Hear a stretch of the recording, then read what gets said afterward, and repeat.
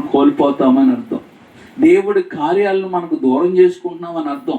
దేవుడిని మనం అవమానపరుస్తున్నామని అర్థం.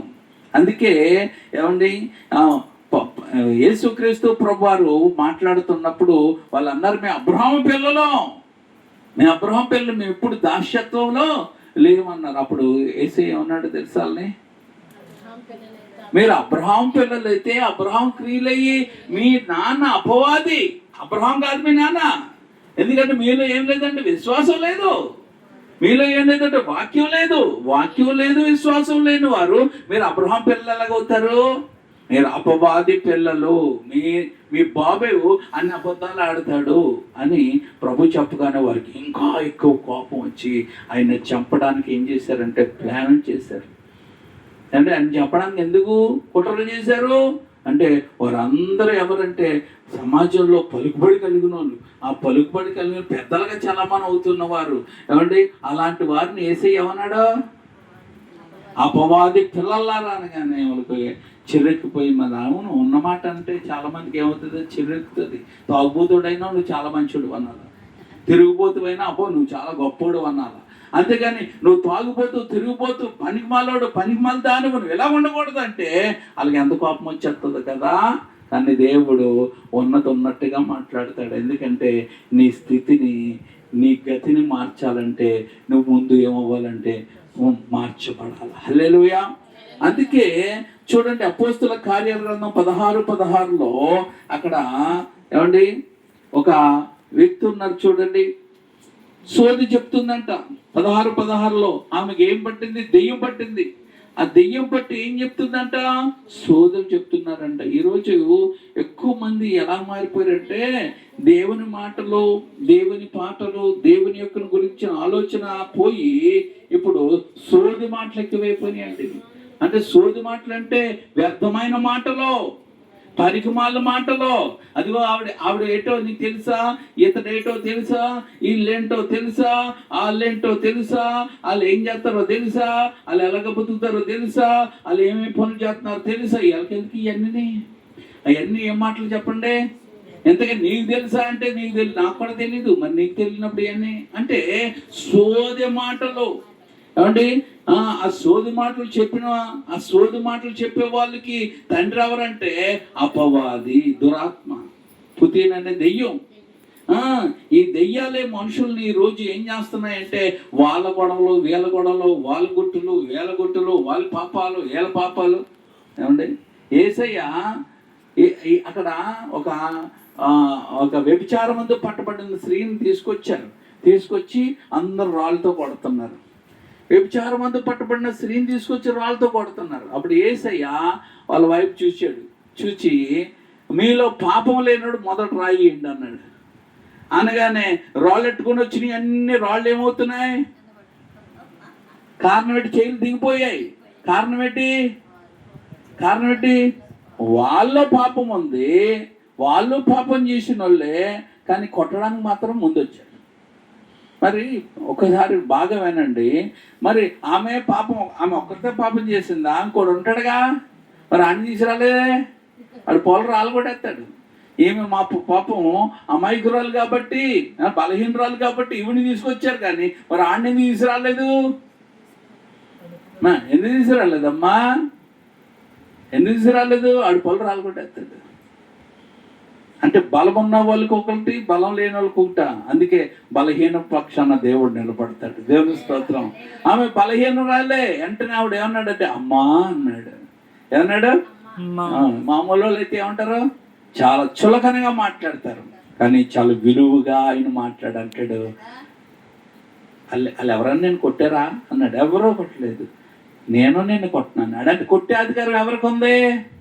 కొట్టే అధికారం ఎవరికి ఉందంటే బాగు చేసిన వాడికి కొట్టే అధికారం. గద్దించే అధికారం ఎవరికి ఉందంటే ప్రేమించే వాళ్ళకి అది ఉంటుంది. దేవుని స్తోత్రం. అందుకే ఎవరైనా మనల్ని గద్దించినప్పుడు వారు ప్రేమిస్తున్నారని అర్థం. ఎవరైనా మనం పాడైపోయాని బాధపడుతున్నప్పుడు మనల్ని వారు ప్రేమిస్తున్నారని అర్థం. అందుకే యేసయ్య ఆమెను ప్రేమించాడు కనుక ఆమెను ఏం చేద్దాం? ప్రేమతో చెప్తున్నాడు, అమ్మా నేను కూడా నిన్ను శిక్షించను. దేవుని స్తోత్రం. ఇంకెప్పుడు పాపం చేయకు అన్నాడు. హల్లెలూయా. చూసారు ఎంత మంచి మాట. అందుకే ఏమండి, కోపంతో చెప్పిన మాట ఎవరు వినరు, కానీ ప్రేమతో చెప్పిన మాట ఏమండి అది లోనికి వెళ్ళిపోతుంది. అందుకే ఏసే ప్రేమతో చెప్పిన మాట ఆమె లోనికి వెళ్ళిపోయింది కనుక ఆమె ఆ రోజు నుంచి ఒక గొప్ప జీవితం జీవించబెట్టిగా మారిపోయింది. హల్లెలూయా. అందుకే సాతాను ఏం చేస్తాడు, దెయ్యం ఏం చేస్తుందంటే సోది మాటలు చెప్తూ ఉంటారు. ఇది దెయ్యాలు పట్టుకుని దెయ్యానికి అవకాశం ఇచ్చిన వాళ్ళు ఏమి మాట్లాడతారు తెలుసా? సోది మాటలు, దాన్ని అసుకంటారు అంటే వేస్ట్ మాటలు అన్నమాట. తర్వాత మూడోది మనం చూద్దాం, న్యాయాధిపతుల గ్రంథం 9:23లో వైరము రేపుతారు ఇల్లు. ఏం చెప్తారండి? వైరం. వైరం వైరం అంటే ఏంటి? గొడవలు, కలహాలు పెరిగిపోయేటట్టుగా ఇలాంటి వ్యక్తులు చేస్తారనమాట. వీళ్ళు దేవుడి బిడ్డలు కాదు, మరి ఎవరి బిడ్డలు అంటే అపవాది సంబంధులు. న్యాయాధిపతుల గ్రంథము 9:23, న్యాయాధిపతుల గ్రంథము 9వ అధ్యాయము 23వ వచనం. అప్పుడు యెరుబ్బయలు 70 మంది కుమారులు చేయబడిన ద్రోహ ఫలము వారిని చంపిన అబీమెలెకును వారి సహోదరుని మీదికిని అతడు తన సహోదరులను చంపునట్లు అతని చేతులు బలపరిచిన షెకెము యజమానుల మీదకి వచ్చినట్లు వారు చేసిన ప్రాణహత్య వారి మీదకు వచ్చినట్లును దేవుడు అబీమెలెకును షెకెము యజమానులకును వైరము కలుగుటకై వారి మీదికి అది గొడవలు పెట్టేది ఏంటో తెలుసా? దురాత్మ. సమాధానపరిచేవాడు దేవుడు. నీకు నాకు మనకు ఇంకొకరికి వాళ్ళకి ఏంటి గొడవలు పెట్టే ఆత్మ ఏ ఆత్మ చెప్పండి? దురాత్మ వచ్చిందంటే గొడవలు. అందుకే ఈరోజు సంసారంలో, కుటుంబాల్లో, వ్యాపారాల్లో, బంధువుల్లో, స్నేహితుల్లో గొడవలు వస్తున్నాయంటే దురాత్మ పనిచేస్తుంది. అక్కడ ఏం పనిచేస్తుంది? దురాత్మ పనిచేస్తుంది. వెంటనే మనం ఇంకేం మాట్లాడకూడదు, దేవుని స్తుతించి ప్రార్థన చేసుకోవాలా, ఇంకేం మాట్లాడకూడదు, అక్కడి నుంచి నెమ్మదిగా వెళ్ళిపోవాలా.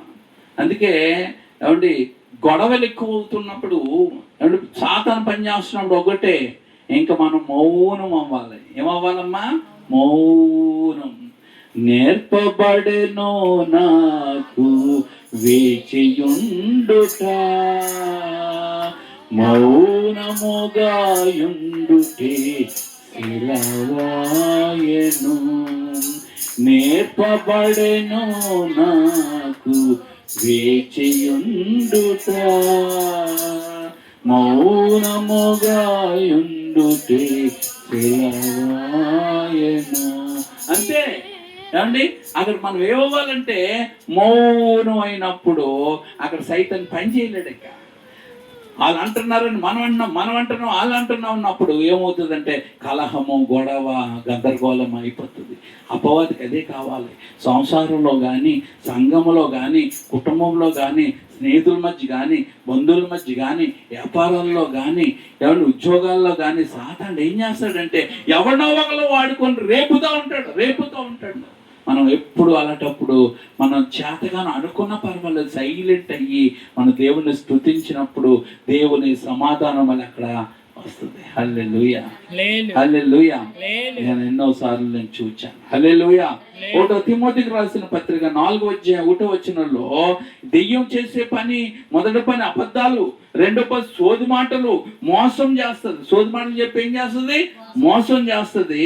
దెయ్యంకి ఏం చేస్తుంది అంటే న్యాయాధిపతుల గ్రంథం 9:23లో వైరం రేపి కలహాలు రేపుతుంది. ఏమంటే ఆ తర్వాత 1 తిమోతి 4:1లో దెయ్యం చేసే పని ఏంటంటే విశ్వాసులనే అది వంచుతుంది. ఏం చేస్తుందండి? వంచడం అంటే అవమానపరుస్తుందండి. భక్తి జీవితంలో, పాటల్లో, వాక్యంలో అన్నింటిలో ఎదుగుతున్న వాళ్ళు ఏం చేస్తుంది? ఇది అవమానపరిచేటట్టుగా దెయ్యం కొంతమంది రేపుకుంటుంది. వాళ్ళు వచ్చి మాట్లాడినప్పుడు మనం ఇదేంట్రా ఇలాగైందని అవమానపడేటట్టుగా మనము ఉంటాం అన్నమాట. దేవుని స్తోత్రం. అందుకే దేవుడికి ఏమండి ఈ సైతాను శక్తుల్ని జయించే వాళ్ళు కావాలా? ఏం జయించాలా? అబద్ధాలను జయించాలా. 2 మోసాన్ని, సోది మాటలు జయించాలి. 3 వైరాలు, గొడవలను జయించాలా. 4 విశ్వాసము మనం ఉన్నప్పుడు ఏమంటే విశ్వాసాలని వంచుతాయన్నమాట. అంటే నువ్వు భక్తి జీవితంలో, నేను భక్తి జీవితంలో ఎదుగుతుంటే ఎవరో ఒకరు వచ్చి ఏమంటారు? గొప్ప భక్తి చేసేస్తున్నారులే, గొప్ప ఇదిగా ఉంటున్నారులే, మీ సంగతి మాకు తెలీదా, వాళ్ళ సంగతి మాకు తెలీదా, వీళ్ళ సంగతి మాకు అన్నీ ఏం చేస్తూ ఉంటారంటే వేస్ట్, అంటే వంచడానికి చూస్తూ ఉంటారు. నీ భక్తి జీవితంలో నా భక్తి జీవితంలో మనల్ని ఏం చేస్తారు, పడకూడదామని చూస్తూ ఉంటారు. చూడండి అమ్మా, తిమోతికి రాసిన మొదటి పత్రిక 4:1.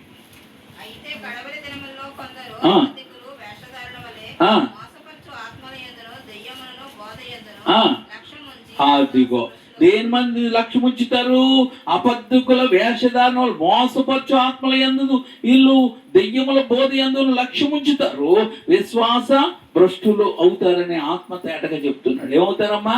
విశ్వాస భ్రష్టులు అనగా వీళ్ళు అబద్ధాలు నమ్ముకుంటారు. ఏమంటే అది వచ్చేది ఇది వచ్చేది, అది జరిగిపోతుంది ఇది జరిగిపోతుంది, అక్కడికక్కడికి పారిపోతూ ఉంటారు. అలా నువ్వు ఉన్న చోట నువ్వు మార్చుకొని నువ్వు నిలబడగలిగితే ఉన్న చోటనే దేవుడు దీవిస్తాడు. హల్లెలూయా. నువ్వు ఉన్న చోటనే ఆయన నిన్ను దీవించాలనుకుంటాడు. ఎక్కడికో వెళ్ళిపోతే ఇది నక్క కథలాగా ఉంటుంది. ఏ కథమ్మా? నక్క భూమి దగ్గర అమ్మా రూపాయి అప్పు చేసిందంట. బాబు నక్క తెలుసా? పాక్స్ అప్పు చేసిందంట. అప్పు చేసి నక్కలు జిత్తులు మారు కదా నక్క అంటే. అప్పుడు రాజమండ్రి పారిపోయిందంట. భూమి దగ్గర అప్పు చేసి రాజమండ్రి పారిపోయి, ఇక్కడ రాజమండ్రిలో భూమి లేదు కదా, అక్కడ భూమి వేరు ఇక్కడ భూమి వేరు అనుకుంటుందంట. ఇది అనుకుంటే అప్పుడు భూమి అన్నదట, నక్క నా రూపాయి ఎప్పుడు ఎత్తావా అని అడిగిందంట. అమ్మ ఇక్కడ ఉన్నావా అని హైదరాబాద్ పారిపోయిందంట, వేరే స్టేట్ అనుకొని. అక్కడ కూడా ఏమందంట, నక్క నా రూపాయి ఎప్పుడు ఇస్తావంటే, అమ్మ ఇక్కడ కూడా వచ్చేస్తావని. లేదు హిందీ మరాఠీ ఉన్న చోటుకి వెళ్ళిపోదామని ముంబై వెళ్ళిపోయిందంట. అక్కడ కూడా ఎవరు లేరు అనుకుంటే భూమి మాట్లాడుతుందంట, నక్క నా రూపాయి ఎప్పుడు ఇస్తావు అంటే ఇప్పుడు అమెరికా పోయిందంట. అమెరికా పోయినా అక్కడ కూడా ఏముంది? భూమి ఉంది. నక్క నా రూపాయి ఎప్పుడు ఇస్తావు అంటే అప్పుడు అమ్మా నేను అనుకున్నాను కానీ అక్కడ భూమి ఇక్కడ భూమి అనుకున్నాను, అంతా ఒకటే భూమి అని నేను అనుకుని ఇప్పుడు తెలిసింది అనుకున్నారట. అందుకే అక్కడ దేవుడు ఎక్కడ దేవుడు అంతా ఒకే దేవుడు. దేవుని స్తోత్రం. నీవు తేడాలు ఎట్టుకున్నావు అంతే తప్ప నీవు నిలబడగలిగితే నిన్ను ఎక్కడ స్థాపించాడో అక్కడే నిన్ను దీవిస్తాడు. హల్లెలూయా. అందుకే నక్క భక్తి చేయకూడదు. ఏ భక్తి? ఎలా ఏమంటే వినయము కలిగిన భక్తి చెయ్యాలి. వినయం ఉండాలి ముందు. దేవుడు అంటే, దేవుడి సన్నిధి అంటే, దేవుడి మాటలంటే వినయం చూపించాల. ఒకసారి మా అక్కగారు ఊరు వెళ్ళాను, పెద్ద తిరుపతి. అక్కడ మా అక్కగారు ఉన్న చోట ఒక కమిషనర్ బిల్డింగ్ ఉంది. ఆ కమిషనర్ బిల్డింగ్కి గోడలకి బొమ్మలు వేయించారు. ఆ బొమ్మ ఏంటంటే ఏమంటే ఒక కుందేలు ఒక తాబేలు. ఈ రెండు కుందేలు కుందేలు పంది వేసుకున్నాయంట. 4 బిట్ల కింద వేశారు. పంది వేసుకున్నాయంట. పంది వేసుకొని ఏం చేస్తాయంట, నువ్వు గెలుతావు నేను గెలుతాం రా అనుకొని పిలిచిందంట. ఎవరు? కుందేలు. సరే నేను వస్తాను, నాకు దేవుడు సాయం చేస్తాడని వచ్చిందంట. ఎవరు గెలుస్తారు రెండిట్లో? అందరికీ తెలిసిన విషయమే, దానికి కూడా తెలుసు నేనే గెలుస్తానని. అయితే పరిగెడతావు 1 2 3 అన్నాయంట. అందుకని ఒక కుందేలో ఒక గొంతు గంతిందంట. గొంతు గంతిలో చూడగానే ఇది వెంకలు ఎలా నడుతుందంట. ఇంకో గంతు గంతి చూసిందంట, ఎక్కడో ఉందంట. ఏది? తాబేల. ఇది వచ్చేటప్పటికి ఒక కొనుగు నిద్ర చేసేసి అప్పుడు వెళ్దాం అనుకొని చక్కగా నిద్రపోయిందంట కుందేలు. ఇది తన పని చూసుకొని అటు ఇటు ఏమి చూడకుండా ఆ లైన్లో తన పని చూసుకుంటూ వెళ్ళిపోయిందంట. ఈ మధ్యలో లేచిందంట. లేచి చూసేటప్పటికి తాబేలు ఏంటి అక్కడికి వెళ్ళి ఉందంట. కాబట్టి మన జీవితంలో మనం బలహీనమై ఉండొచ్చు, కానీ మనకు బలం లేకపోవచ్చు, కానీ మనలను గెలిపించగలిగిన దేవుడు మన పక్షాన ఉన్నాడు. దేవుని స్తోత్రం. మనకు బలమివ్వగలిగిన దేవుడు మన దగ్గర ఉంటాడు. సాతానుడు ఏదో నేను అన్ని చేసేద్దాను అనుకున్నాడు, ఆ నిద్రపోతాడు. మనల్ని గెలిపిస్తాడు దేవుడు. హల్లెలూయా. కాబట్టి ఇక్కడ కుందేలు సాతానుకు సంబంధం అయితే దేవుడు బలహీనల పక్షాన ఉండే దేవుడు. హల్లెలూయా. అందుకే కిందకి మనం చదువుకున్నాం ఏంటి అనంటే ఆయన మూలముగా ఆయన విశ్వాసం ద్వారా మనకు విజయం కలుగుతుంది. హల్లెలూయా. అంతేగాని ఏమంటే నా బలం చేత అయిపోతుంది, నా తెలుగు చేత అయిపోతుంది, మాకు ఆలోచనల వల్ల అయిపోతుంది, ఏది అవదో అని దేవుడు దాన్ని స్థిరపరిచినప్పుడు చేస్తాడు. కాబట్టి అక్కడ ఎవరు గెలుస్తారు? ఏమండి ఎవరు గెలుస్తారు? కుందేలు గెలుస్తుందా? తాబేలు గెలుస్తుంది అంటే అందరూ కుందేలు అని చెప్తారు, కానీ తాబేలు దేవుడు కనిపించాడు. హల్లెలూయా. ఇప్పుడు నువ్వు గెలుతావా ఆ సైతాన్ గెలుస్తుంది అంటే, నువ్వు గెలుతావా సైతాన్ గెలుతుంది అంటే అందరూ సైతాన్ని గెలుస్తుంది అంటారు, కానీ నిన్ను ఆయన గెలిపిస్తాడు. హల్లెలూయా, హల్లెలూయా. అందుకే అసాధ్యమైన కార్యాలు కూడా నీ యందు, నా యందు, మన యందు దేవుడు సుసాధ్యముగా మార్చగలడు. హల్లెలూయా, హల్లెలూయా. అందుకే దెయ్యానికి నువ్వు అవకాశం ఇవ్వకూడదు. మరి దెయ్యాని పక్షాన్ని నువ్వు వెళ్ళకూడదు. దేవుని పక్షానే నువ్వు ఉన్నప్పుడే, దేవుడు నువ్వు బలహీనరాలు అయినప్పటికీ, నువ్వు లోపాలు ఉన్నప్పటికీ దేవుడు నిన్ను క్షమించి నీ పక్షాన్ని కార్యము చేస్తాడు. అందుకే ఆమె వ్యభిచారం చేసింది, అయినా ఆమెను ఏం చేశాడు దేవుడు అంటే క్షమించాడు. అమ్మాయికి ఎప్పుడు పాపం చేయకుండా, అలాగే ఉంది ఆవిడ పాపం చేయకుండా, అప్పుడు ఆమె గౌరవాన్ని ఇచ్చాడు. ఆయన చెప్పినట్లు చేస్తే మనకు గౌరవం వస్తుంది. హల్లెలూయా, విలువ వస్తుంది అన్నమాట. హల్లెలూయా. కాబట్టి తాబేలుకేమో వినయం ఉంది, కుందేలుకి ఏం లేదు, వినయం లేదు. దేవుణ్ణి నమ్మిన వారికి వినయం ఉంటుంది, ఏమండి సైతాన్ని నమ్మిన వాళ్ళకి వినయం ఉండదు. ఇదే మనకు తెలిసిపోతుంది. అందుకే ఎందుకు వినయం ఉండదు అంటే, సైతాన్ గడు ఎప్పుడు కూడా నువ్వు ఎవరికి వినయముగా ఉండకు, నువ్వు లోబడి ఉండకు, నువ్వు తగ్గించుకొని ఉండకు, నువ్వు భక్తిగా ఉండకు అని సైతాన్ గడు చెప్తాడు అనమాట. అందుకే సైతాన్ గడు చెప్పే దాంట్లో మొదటిది అబద్ధాలు ఆడు అంటాడు, రెండోది ఏమంటాడు సోది చెప్పు మోసం చేయి అంటాడు, మూడోది ఏమంటాడు వైరాలు గొడవలు పెట్టేస్తాడు, ఐదోది విశ్వాసులైన బిడ్డలనే అంటే క్రమంగా ఉన్న బిడ్డలనే, నమ్మకంగా ఉన్న బిడ్డలనే, భక్తిలో ఉన్న బిడ్డలనే దిగజార్చేస్తాడు, పడగొట్టేస్తాడు, దూరం చేసేస్తాడు, వంచేస్తాడు. ఏం చేస్తాడు? వంచేటాడు మనకి ఎట్టేస్తాడు. మనం గట్టిగా ధైర్యంగా ఉన్నాం, మనకే గొడవలు ఎట్టేసి వాడు నాట్యం ఆడుతూ ఉంటాడు. అందుకే అపవాదికి చోటివ్వద్దు, అసమాధానానికి చోటివ్వద్దు, గొడవలకి చోటివ్వద్దు, మోసాలకి చోటివ్వద్దు, ఒకరినొకరు నిందించుకోవడానికి కూడా ఏమి ఇవ్వద్దు, చోటు ఇచ్చుకోవద్దు. ఇచ్చుకున్నారంటే ఎడమగం బెడమగంలాగా ఉంటారు. ప్రభుని చూచినప్పుడు సమాధానంగా ఉంటారు. హల్లెలూయా, హల్లెలూయా. అపోస్తుల కార్యము 19వ అధ్యాయము 15వ వచనంలో దెయ్యాలకైనా దేవుడు ఎవరో తెలిసిపోయిందంట. ఎవరో తెలిసిపోయిందమ్మా? దెయ్యాలు బాగా దేవుడు తెలుసండి. దెయ్యాలు